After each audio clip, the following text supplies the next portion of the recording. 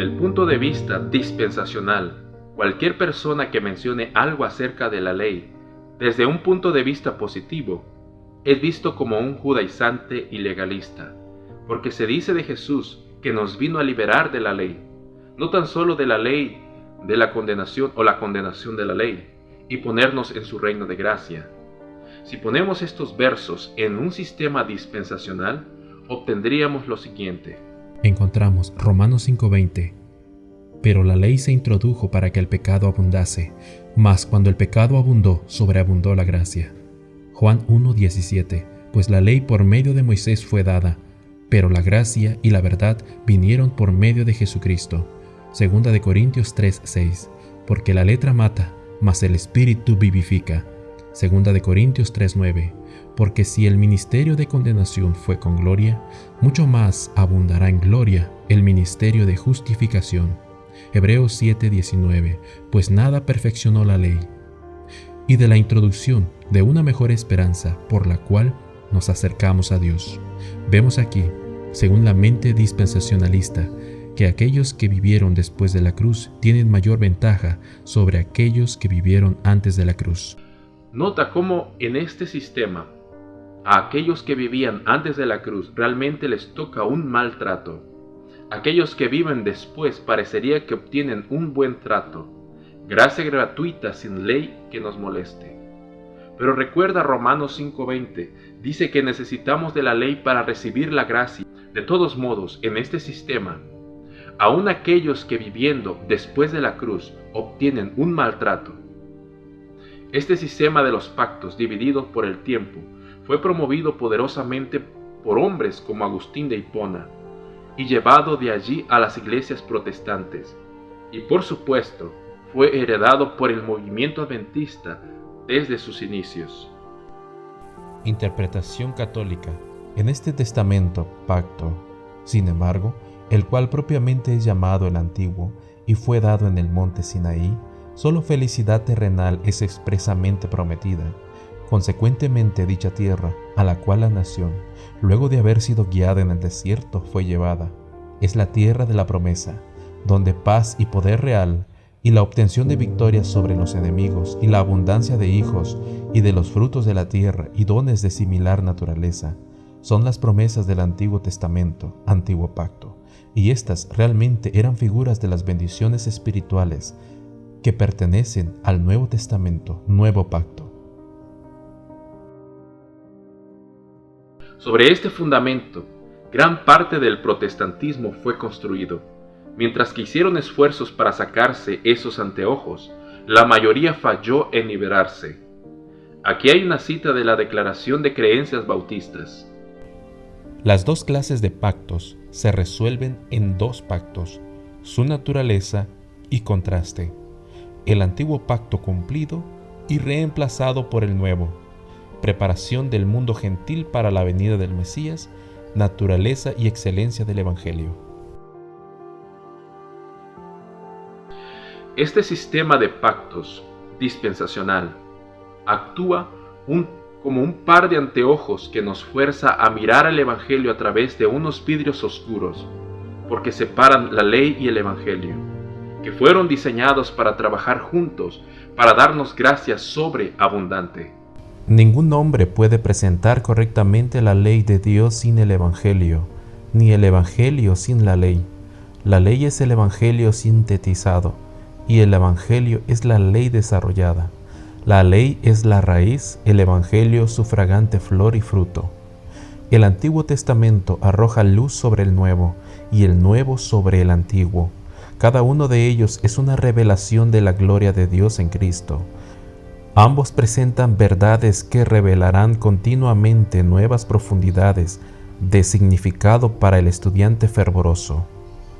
Cuando nos sacamos estos anteojos agustinos de las dispensaciones y dejamos que el primer ángel tenga en su mano el Evangelio eterno, entonces la ley y el Evangelio trabajan juntos para darnos una gracia sobreabundante en nuestra experiencia personal.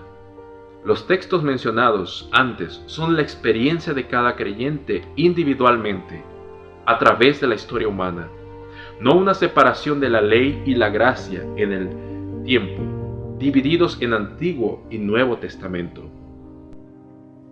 Los pactos, como experiencias personales, la ley y el Evangelio trabajan juntos. Romanos 5:20, pero la ley se introdujo, refiriéndose a nuestra experiencia personal, para que el pecado abundase, para que nos convenza del pecado. Mas cuando, refiriéndose al mismo tiempo y lugar, el pecado abundó, sobreabundó la gracia en nuestra experiencia personal. En Juan 1:17, aquellos después de la cruz, pues la ley por medio de Moisés fue dada. Para nosotros, hoy personalmente, la gracia y la verdad vinieron, nos vienen hoy personalmente por medio de Jesucristo. A los que vivieron antes de la cruz, pues la ley por medio de Moisés fue dada para cada persona en Israel, la gracia y la verdad vinieron a cada uno de ellos personalmente por medio de Jesucristo. 2 de Corintios 3:6, ambos pactos igualmente. La letra mata, mas el Espíritu vivifica, antes de Cristo y después de Cristo. 2 de Corintios 3:9. Si es glorioso el ministerio que trae, conjugación en tiempo presente, condenación, cuánto más glorioso será el ministerio que trae, conjugación en tiempo presente, la justicia. Hebreos 7:19. Pues nada perfeccionó la ley, y de la introducción de una mejor esperanza, para la cual nos acercamos, tanto antes de la cruz y después de la cruz. Los pactos, en experiencia personal, la ley y el Evangelio trabajan juntos. Puedes ver cómo los diferentes sistemas afectan, cómo las escrituras pueden ser entendidas. El sistema de vista dispensacional nos causa ver a los hombres como árboles caminando. Tan solo presenta una parte del proceso de salvación y nos evita recibir la gracia sobreabundante, porque la gracia que sobreabunda solo viene cuando la ley ingresa. Pablo nos dice claramente la naturaleza paralela de los dos pactos. Porque está escrito que Abraham tuvo dos hijos, uno de la esclava y el otro de la libre.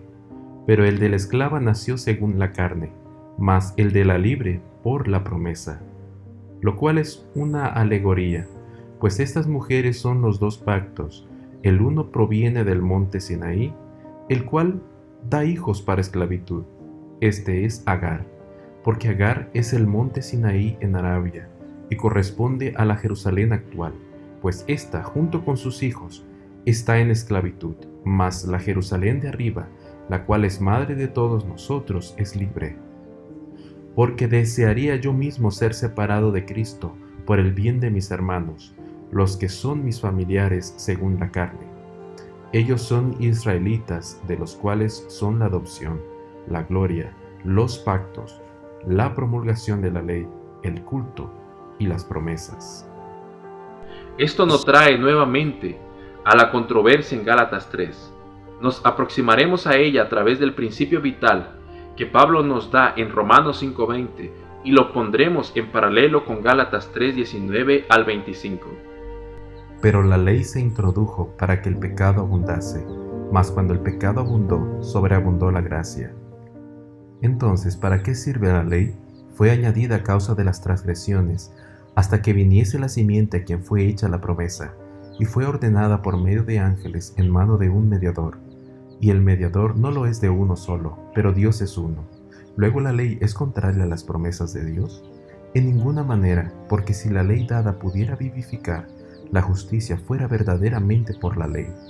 Mas la Escritura lo encerró todo bajo pecado, para que la promesa que es por la fe en Jesucristo fuese dada a los creyentes. Pero antes que viniera la fe, estábamos confinados bajo la ley, encerrados para aquella fe que iba a ser revelada. De manera que la ley ha sido nuestro ayo, para llevarnos a Cristo, a fin de que fuésemos justificados por la fe, pero venida la fe, ya no estamos bajo ayo. Si estamos leyendo con los anteojos dispensacionales, cuando leemos este pasaje en Gálatas, naturalmente dividiremos los textos claves de la siguiente manera. Gálatas 3:19. Entonces, ¿para qué sirve la ley? Fue añadida a causa de las transgresiones, hasta que viniera la simiente. Gálatas 3:23. Pero antes que viniese la fe, estábamos confinados bajo la ley, encerrados para aquella fe, que iba a ser revelada. Gálatas 3:24. De manera que la ley ha sido nuestro ayo, para llevarnos a Cristo a fin de que fuésemos justificados por la fe, pero venida la fe, ya no estamos bajo ayo. El propio Jaime White estableció los fundamentos del movimiento adventista sobre el mismo sistema de los dos pactos de Agustín y las iglesias protestantes. El acta de los decretos que fue clavada en la cruz en la crucifixión del Mesías era la ley tipo ceremonial de Moisés, la cual fue escrita por la mano de Moisés en el libro. La crucifixión fue la línea divisoria entre las dos dispensaciones. A la mitad de la semana hará cesar el sacrificio y la ofrenda. Daniel 9:27. El primer pacto, que tenía ordenanzas de culto y un santuario terrenal, era una sombra del segundo, un pacto mejor. La ley era una sombra, el evangelio el cuerpo que echaba la sombra.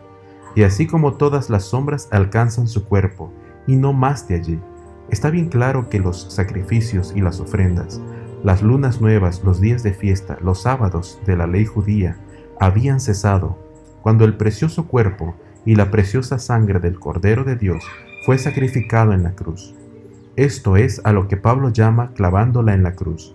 Por tanto, nadie os juzgue en comida o en bebida, o en cuanto a días de fiesta, luna nueva o días de reposo, todo lo cual es sombra de lo que ha de venir, pero el cuerpo es de Cristo. El adventismo comenzó con los 10 mandamientos como la ley moral, y consiguientemente los 10 mandamientos eran eternos, y todo lo demás fue considerado ceremonial. Este sistema generó que el Antiguo Testamento sea visto como una sombra, y el Nuevo Testamento como el cuerpo o la realidad. Aún así, pareciera extraño de que la sombra pudiera existir sin el cuerpo por 4000 años antes. Este es el sistema fundacional de los pactos en el adventismo, y hombres como Urias Smith y George Butler construyeron sobre este fundamento. Continuará en la siguiente sesión.